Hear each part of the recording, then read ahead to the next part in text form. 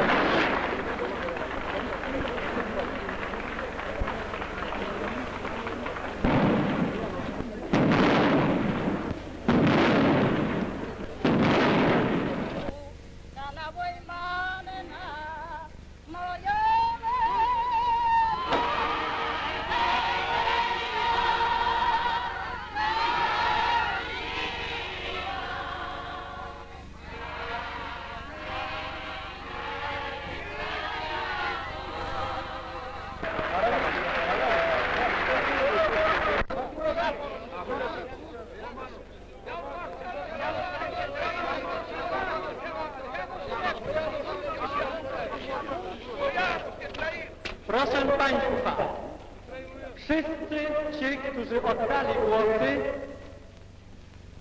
w 100% głosowali na Janusza Kwieka. Ani jeden głos nie padł na innego kandydata. Na wszystkich 30 uprawnionych do głosowania oddano 17 głosów. Wszystkie głosy, jak wspomniałem, za Januszem Kwiekiem.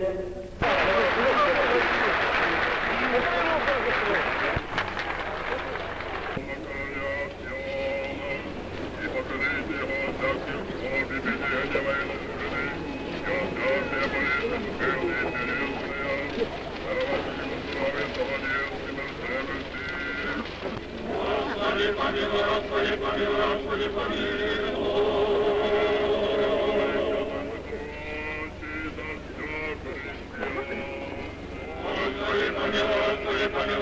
помилуй.